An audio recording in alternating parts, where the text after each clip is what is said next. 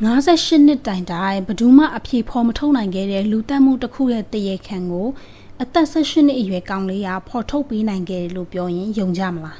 အားလုံးပဲမင်္ဂလာပါ Mystery and History Channel လေးမှာပြန်လည်ပြီးကြိုဆိုလိုက်ပါတယ်ဒီနေ့ပြပြပေးမယ့်အမှုလေးကနှစ်ပေါင်း90ကျော်ကြာတဲ့အထီကိုတရေခံမပေါ်ခဲ့တဲ့လူတက်မှုတစ်ခုကို2022ခုနှစ်ရောက်တဲ့အခါမှာအသက်18နှစ်အရွယ်ကောင်လေးတစ်ယောက်ရဲ့အကူအညီနဲ့တရေခံကိုဖော်ထုတ်နိုင်ခဲ့တဲ့အမှုလေးဖြစ်ပါတယ်ဒီမှုလေးကတော်တော်လေးထူးခြားတာမို့လို့အားလုံးလည်းနားထောင်ကြကြလိမ့်မယ်လို့ထင်ပါတယ်အားလုံးပဲအဆုံးထိနားထောင်ပေးကြပါအောင်နော်1964ခုနှစ်ပန်ဆယ်ဗေးနီးယားပြည်နယ်မှာတယောက်ကိုတယောက်အရန်ချစ်ခင်ကြတဲ့မိသားစုလေးတစ်စုရှိတယ်မိသားစုလေးကမောင်နှမ4ယောက်ရှိပြီးမှဘဲသွားတူလာတူစားတူနေကြတယ်သူတို့မောင်နှမတွေကဟာဇာတန်မြို့မှာရှိတဲ့ဒီစိန့်ဂျိုးဇက်ဘုရားကျောင်းမှာကျောင်းတက်ကြတယ်အမြဲတမ်းကျောင်းကိုအတူတူသွားကြတဲ့ဒီမောင်နှမတွေကမတ်လ18ရက်နေ့မှာတော့ကျောင်းကိုအတူတူမသွားဖြစ်ခဲ့ကြဘူ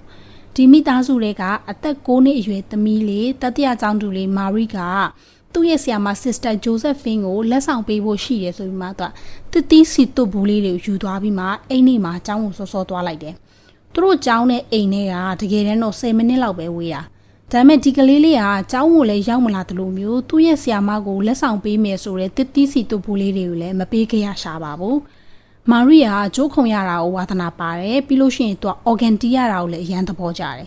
သူ့ရဲ့ရည်ရွယ်ချက်ကသူကြီးလာလို့ရှိရင်တီလာရှင်ဖြစ်ချင်တာမာရီယာကြောအမြဲရတတ်ပြီးမှသူ့ကိုအမြဲကုတ်ခိုင်းတတ်တဲ့သူ့ရဲ့အကိုရွန်ကိုအစပိုင်းမှာသူကအလကားကုတ်ပေးလေးရှိတယ်ဒါပေမဲ့နောက်ပိုင်းမှာကျတော့ကြောတစ်ခါကုတ်ပေးလို့ရှိရင်ပတ်စံ9ပြားဒါမှမဟုတ်လို့ရှိရင်10ပြားလောက်ကိုသူတောင်းရမယ်ဆိုတော့တိတက်လာတယ်အဲ့လိုတိတက်လာတဲ့အခါမှာသူ့ကိုရဲ့ကြောကိုကုတ်ပေးပြီးမှသူမုံမိုးတွေရှာတတ်တယ်အဲ့လိုမောင်နှမတွေရဲ့ချစ်ဖို့ကောင်းတဲ့အခိုက်အတန့်လေးတွေကအကြာကြီးတော့ရှိမနေခဲ့ဘူးအဲ့ဒီနေ့လေတနားပတ်ဝန်းကျင်လောက်မှာအမိုက်ပုံအဖြစ်နဲ့အသုံးပြုနေတဲ့လူတွေတိတ်မလာတဲ့တထုတွင်တစ်ခုရှိတယ်အဲ့ဒီတထုတွင်သားလေးမှာသူ့ရဲ့တူလေးကိုကားမောင်းတင်ပေးနေတဲ့အမျိုးသားတစ်ယောက်ကအမိုက်ပုံပေါ်မှာအယုတ်ကြီးကြီးတစ်ခုရှိနေတာကိုသူသတိထားလိုက်မိတယ်အနီးကိုကပ်ပြီးမှသူသွားကြည့်လိုက်တဲ့အခါကျတော့အဲ့ဒါကအယုတ်တရုတ်ဟုတ်မနေပဲနဲ့မာရီရဲ့အလောင်းဖြစ်နေတာပါမာရီလေးရဲ့လက်ကိုဖက်နှက်ကြိုးတစ်ဖက်နဲ့ခြိထားတယ်ခြေထောက်နှစ်ဖက်ကိုလည်းနောက်ထပ်ဖက်နှက်ကြိုးတစ်ခုနဲ့ခြိထားတယ်မာရီကိုလိမ်ပိုင်းဆိုင်ရာစော်ကားထားပြီးမှလေပင်ညစ်ပြီးတက်ပြီးမှအလောင်းကိုဒီအမိုက်ပုံထဲမှာလာဆွန့်ပစ်ထားတာဖြစ်ပါတယ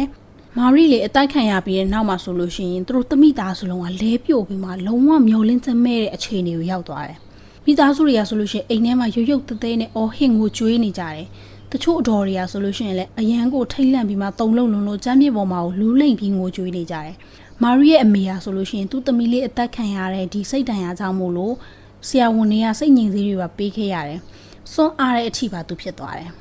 ်မာရီရဲ့အဖေကဆိုလို့ရှိရင်လည်းဘာမှမသိတော့တဲ့လူတစ်ယောက်လိုမျိုးလူသေးကောင်ကြီးလိုမျိုးပဲသူဖြစ်သွားတယ်ပြည်နယ်ရဲတပ်ဖွဲ့ကဒီအမှုအတွက်ကိုအင်အားကိုအလုံးအရင်းနဲ့စုံစမ်းတယ်တခြားတနေရာမှာလူတက်မှုနဲ့တန်တရားရှိခံနေရတဲ့ဖုံးတော်ကြီးတစ်ပါးရဲ့ပြီးလို့ရှိရင်အလိန်ဖော်စဲနဲ့စစ်ဆေးဖို့အတွက်ခေါ်ယူခံရပြီးတဲ့နောက်မှာကိုတေချောင်းကြံစီသွားတဲ့စိတ်ဖောက်ပြန်နေတဲ့လူတစ်ယောက်အပါအဝင်လူတွေအများကြီးကိုစုံစမ်းစစ်ဆေးတာတွေကိုလုပ်ခဲ့တယ်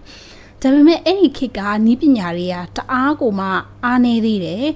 DNA စစ်ဆေးမှုဆိုတာကလည်းမပေါ်ပေါက်သေးသလိုမျိုးအဲ့ဒီစုံစမ်းစစ်ဆေးတဲ့ခေါင်းဆောင်ဘာရွန်ပြောသလိုပဲအဲ့ဒီခေတ်တုန်းကဒီစိတ်မမှန်တဲ့လူတွေကအဲ့ပတ်ဝန်းကျင်မှာအများကြီးရှိနေတာတဲ့အဲ့လိုအများကြီးရှိနေတဲ့အခါကျတော့သူကလူတိုင်းကတရခံဖြစ်နိုင်တယ်လို့ထင်နေရတယ်ပေါ့နော်ဟိုလူကိုကြီးလိုက်ရင်လည်းဒီအမှုနဲ့ဆက်ဆက်နေသလိုဒီတက်တွေတစ်ခုကိုကြီးလိုက်ရင်လည်းဒီအမှုနဲ့ဆက်ဆက်နေသလိုအဲ့လိုမျိုးတွေဖြစ်နေတဲ့အခါကျတော့လူတိုင်းကတန်တရားရှိသူအနေနဲ့ထင်ရလောက်အောင်အနေထားတွေဖြစ်နေတဲ့အခါကျတော့တကယ့်တရခံအစ်စ်ကိုမဖော်ထုတ်နိုင်ခဲ့ကြဘူးအဲ့လိုနဲ့ဒီအမှုဟာရဲတွေရဲ့လက်ထဲမှာဖိုင်တွဲပေါင်း4900ကျော်အထိကိုရှိနေခဲ့ပေမဲ့10စုနှစ်5စုနှစ်ပေါင်း58နှစ်ကျော်တိုင်တဲ့အထိတောင်မှအမှုကလုံးဝအပြေရှာမရတဲ့ cold case အဖြစ်နဲ့ရှိနေတယ်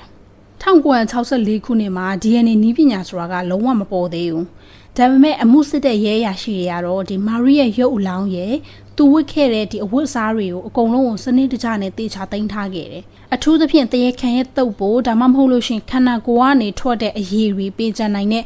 အဝတ်အစားအပိုင်းစားတွေကိုတတိခံပစ္စည်းအဖြစ်နဲ့နောက်တစ်ချိန်မှာအသုံးဝင်လာမလားဆိုတဲ့မျှော်လင့်ချက်နဲ့သူတို့ကသိမ်းထားခဲ့ကြတယ်ဆယ်စုနှစ်4ခုကျော်ကြာပြီးသွားတဲ့အခါ2009ခုနှစ်ကိုရောက်တဲ့အခါမှာတော့နည်းပညာတွေကတိုးတက်လာပြီအဲ့ချိန်မှာပန်ဆယ်ဗေးနီးယားပြည်နယ်မှာရှိတဲ့ရဲတပ်ဖွဲ့ကဒီသိမ်းဆည်းထားတဲ့မာရီနဲ့သက်ဆိုင်တဲ့ပစ္စည်းတွေတတိခံပစ္စည်းတွေအဝတ်အစားတွေကိုပြန်ထုတ်တယ်ထုတ်ပြီးမှ DNA ရှာဖွေဖို့အတွက်ကိုသူတို့ကပြန်လုပ်ကြတယ်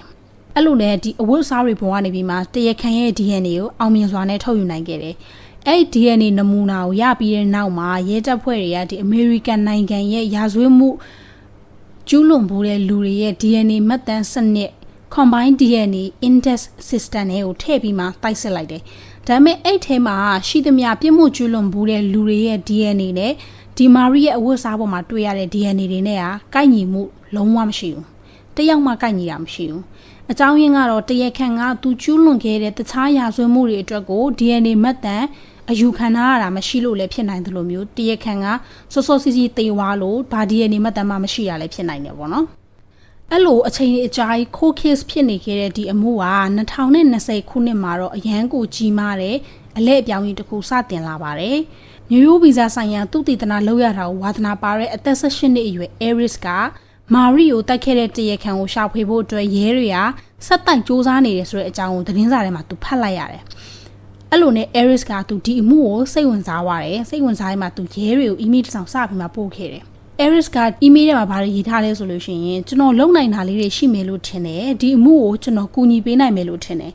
ဒါကရဲတွေကိုအလုံးရှုံအောင်လုပ်တာတော့မဟုတ်ပါဘူးတကယ်ကိုသူကူညီချင်လို့ပါဆိုပြီးမှသူပြောခဲ့တယ်အဲ့ဒီအချိန်မှာ Aris ကလူတွေရဲ့မိသားစုရာဇဝင်တွေကိုသူကဝါသနာအရရေးဆွဲပေးနေတယ်ပြီးလို့ရှိရင်ရဲတပ်ဖွဲ့တွေနဲ့လည်းပူးပေါင်းပြီးမှတချို့တရက်ခန့်တွေကိုရှာဖွေတဲ့နေရာမှာလည်းသူအလုပ်လုပ်ပေးနေတယ်စုံစမ်းစစ်ဆေးမှုတွေက Aris ရဲ့ email ကိုရပြီးတဲ့အချိန်မှာ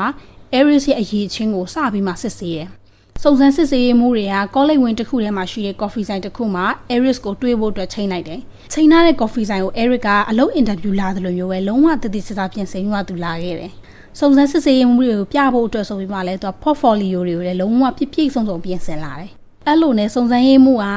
Aris ကို coffee မှာဖို့ပြောတဲ့အချိန်မှာကျွန်တော် coffee မတောက်ဘူးပန်တီဖြော်ရည်ပဲတောက်မယ်ဆိုပြီးပြောတဲ့ခါကျတော့စုံစမ်းစစ်ဆေးရေးမှုကတောင်မှပန်တီဖြော်ရည်တောက်တဲ့ကလေးကငါတို့ကိုကူညီမလားဆိုပြီးမှတော့တောင်ထင်ခဲ့လိုက်သေးတယ်ဒါပေမဲ့ Aris ရဲ့ရှင်းပြချက်တွေကိုနားထောင်ပြီးတဲ့အခါမှာစုံစမ်းစစ်ဆေးမှုခေါင်းဆောင် Baron နဲ့သူ့ရဲ့အဖွဲ့သားတွေကဒီကလေးကလုံးဝတာမန်ကလေးမဟုတ်ဘူးတကယ်ကိုအချက်ကြကြလက်ကြကြလုံနိုင်မဲ့ဒူပဲဆိုမှသူကယုံကြည်သွားတယ်အဲ့ဒါနဲ့ပဲစုံစမ်းစစ်ဆေးမှုဘာရွန်နဲ့သူ့အဖွဲ့ကမာရီရဲ့အမှုကိုဖြေရှင်းဖို့အတွက်ကိုအသက်18နှစ်အရွယ်ကလေးတစ်ယောက်ရဲ့အကူအညီကိုယူဖို့ဆုံးဖြတ်ခဲ့ကြပါတယ်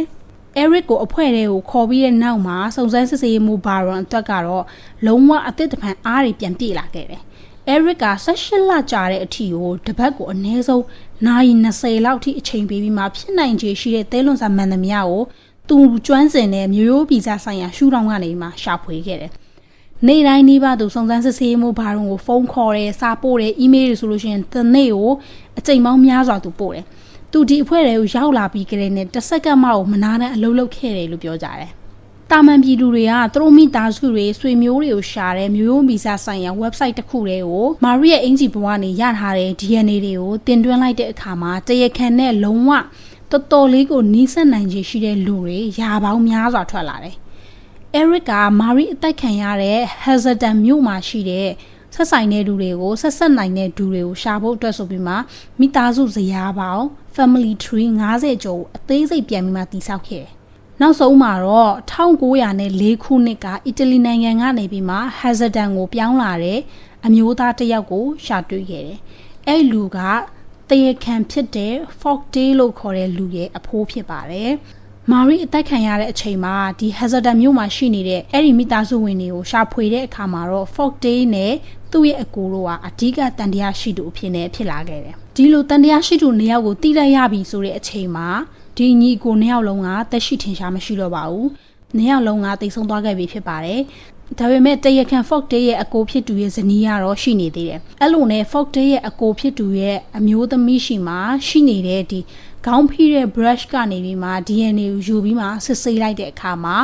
Folkdale ရဲ့အကိုကတရားခံမဟုတ်ဘူးဆိုတာကိုအတည်ပြုနိုင်ခဲ့တယ်။အဲ့လိုအတည်ပြုနိုင်ခဲ့တဲ့အတွက်နောက်ဆုံးမှာတယောက်တည်းကျန်နေတဲ့ Jane Folkdale ကတရားခံစစ်စစ်ဖြစ်ကြောင်းလုံးဝပေါ်လာခဲ့တယ်။နောက်ဆုံးမှာတော့ Aris ကတန်တရားရှိသူအဖြစ်ကိုတခါမှထည့်သွင်းစဉ်းစားခြင်းမခံခဲ့ရဘူးတဲ့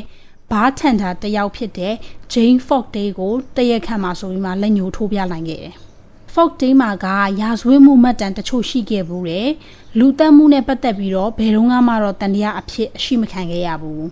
1980ပြည့်နှစ်မှာသူအသက်38နှစ်အရွယ်မှာပဲသူကတဘာဝအတိုင်း ကွယ်လွန်သွားခဲ့ပြီဖြစ်ပါတယ်။ Eric ရဲ့ရှာဖွေတွေ့ရှိမှုကအရန်ခိုင်လုံလွန်းတာကြောင့်မို့လို့တရားသူကြီးကနေပြီးမှတိတ်ဆုံးပြီးသားဖြစ်တဲ့ Jane Fonda ရဲ့အလောင်းကိုပြန်ပြီးမှဖော်ပြီးမှ DNA ယူဖို့ကိုခွင့်ပြုခဲ့တယ်။ Marie တိတ်ဆုံးတော့ကဝတ်ထားခဲ့တဲ့အဝတ်စားတွေပေါ်မှာရှိတဲ့ DNA နဲ့ Jane Fonda ရဲ့အလောင်းကိုပြန်တူးပြီးထွက်လာတဲ့ DNA ကိုတိုက်စစ်ကြည့်တဲ့အခါမှာ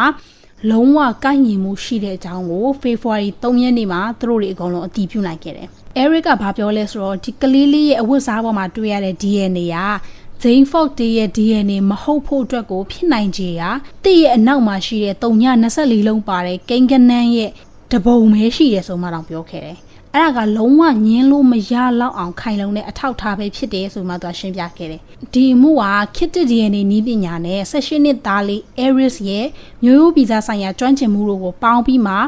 58နှစ်အကြာမှာအဖြေမှန်ပေါ်သွားခဲ့တာဖြစ်ပါတယ်။မာရီရဲ့မိဘတွေမရှိတော့ပေမဲ့လည်းသူ့ရဲ့ကြံရင်နေတဲ့မောင်နှမတွေကတော့ဒီနှစ်ပေါင်းများစွာမျောလင့်ခဲ့ရတဲ့သူတို့ရဲ့ညီမလေးအတွက်တရားမျှတမှုကိုရရှိခဲ့ပြီပဲဖြစ်ပါတယ်။တရားခံကိုရှာဖွေနိုင်ခဲ့ပြီးမှဒီအမှုပိတ်သိမ်းကြောင်းကြေညာတဲ့သတင်းစာရှင်းလင်းပွဲလုပ်တဲ့နေ့မှာ Eric ကသူ့ရဲ့ကျောင်းစာသင်ချိန်3ခုကိုဖျက်ပြီးမှဒီပွဲကိုတက်ရောက်ခဲ့ပါတယ်။အဲ့ဒီနေ့မှာပဲစုံစမ်းစစ်ဆေးမှုဘာရောက Eric ကို milkshake တစ်ခွက်ဝယ်တိုက်ပြီးမှဂုဏ်ပြုခဲ့တယ်လို့လည်းသိရတယ်။အမှုကိုဖျက်သိမ်းကြောင်းကြေညာလိုက်တဲ့အချိန်မှာတော့ Eric ရဲ့အသက်20ရှိနေပြီဖြစ်ပါတယ်။အဲ့ဒီအချိန်မှာသူကတမိုင်းဘာသာရပ်နဲ့တက္ကသိုလ်ကျောင်းသားကြီးလည်းဖြစ်နေပြီဖြစ်ပါတယ်။ Marie ရဲ့အကိုဖြစ်တဲ့သူ Ron ကဘာပြောခဲ့လဲဆိုတော့ညီမလေးမရှိတော့တဲ့အတွက်ကိုတဲ့ဖြစ်ပေါ်နေတဲ့ဒီဟာကွက်တွေကတော့ဘယ်တော့မှပြည့်သွားမှာမဟုတ်ပါဘူးတဲ့။ဒါပေမဲ့အခုလိုအမှန်တရားကိုသိလိုက်ရတဲ့အတွက်ကျွန်တော်တို့အတွက်ကိုကောင်းချီးတစ်ခုခံစားရတာပါပဲ။ဒါကဆယ်စုနှစ်ပေါင်းများစွာဖွင့်ထားခဲ့တဲ့တကားကြီးတစ်ချက်ကိုပိတ်လိုက်နိုင်တယ်လို့ပဲဆိုပြီးမှသူကကျေးဇူးတင်စကားပြောခဲ့တယ်။ဒီအမှုရဲ့တရားခံရှာတွေ့မှုကတန်တရားဝင်ခံရတဲ့သူတက်ရှိထင်ရှားရှိမနေတော့ဘူးဆိုတိုင်းနဲ့လူတွေရဲ့ထင်မြင်ယူဆချက်နဲ့ဘသူကလောက်တာပါဆိုပြီးမှခံမှန်းဆွဆွဲတာမျိုးမဟုတ်ပါဘူး။စုံစမ်းစစ်ဆေးတဲ့သူတွေရဲ့တွေ့ရှိချက်ကိုတရားသူကြီးတွေရဲ့ဆုံးဖြတ်ချက်နဲ့တရားဝင်ကြေညာခဲ့တာမျိုးဖြစ်ပါတယ်။ဒီအမှုလေးကတော့ဒီမှာပဲပြီးပါပြီ။အားလုံးပဲနားထောင်ရတာသဘောကျကြလိမ့်မယ်လို့လည်းမျှော်လင့်ပါတယ်။နောက်ထပ်စိတ်ဝင်စားဖို့ကောင်းတဲ့အမှုတွေမှာပြန်တွေ့ပါမယ်နော်။အားလုံးပဲသက်သာပါ။